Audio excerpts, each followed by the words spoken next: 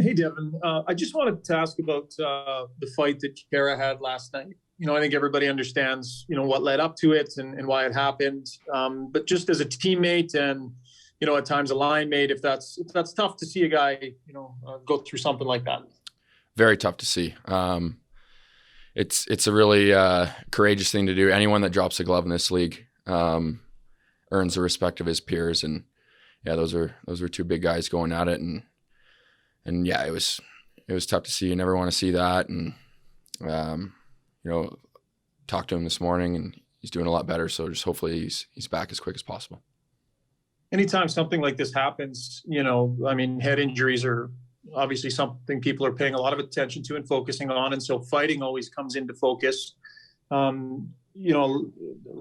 guess a lot of people feel like it's up to the players to decide if it's something that needs to be part of the game still. And, do you have a sense about, where players are at with this remaining part of the game? Yeah. I think it's a pretty small community in this league, and there is a mutual respect there. And I personally think it still does have a place in it. Like I said, it's terrible to see what happened last night.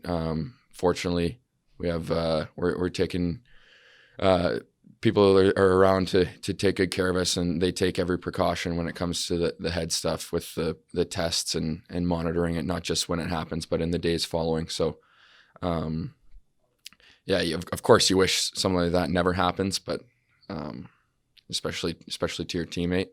But it's intense out there, and emotions run high. Derek Van Diest, Post Media. Devin, staying on that topic, I was just wondering if you could kind of take me through the range of emotions on the bench when you see Jujar go down like that, helped off, and then you come in and Dave said in the first period intermission he was fine, he was all right, and then you guys saw that he was okay.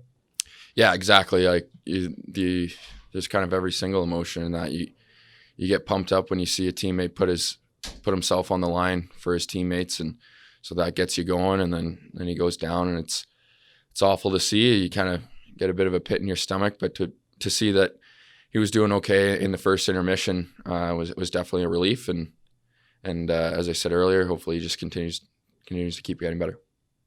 And a lot has been made about, this team needing secondary scoring, needing other guys to chip in, and it can't all be on the top guys. I guess, are we seeing that now? Is that maybe the success of this team? Is we're seeing that doesn't have to be Draisaitl and McDavid every night for this team to be successful?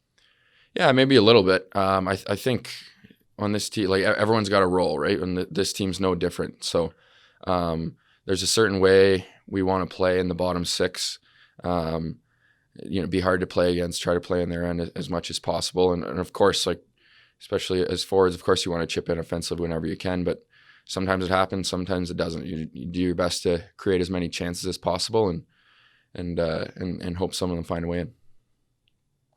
Hugh Matheson, Post Media. Devin, can I go back to how you were before you got to the Oilers camp and you came in a tryout? Is that the first time you've ever been in a tryout, and how nervous were you, at your stage of your career moving around, that, oh, geez, all of a sudden I got to go to camp with a tryout? Yeah, I was nervous for sure. Excited for the opportunity. But just with COVID and the off season, it was a unique off season, and with the economics of everything and whatnot. So you kind of know as the off season progresses that it's not an ideal situation. But so you get a call and you get an opportunity, you just put in an effort you can be proud of.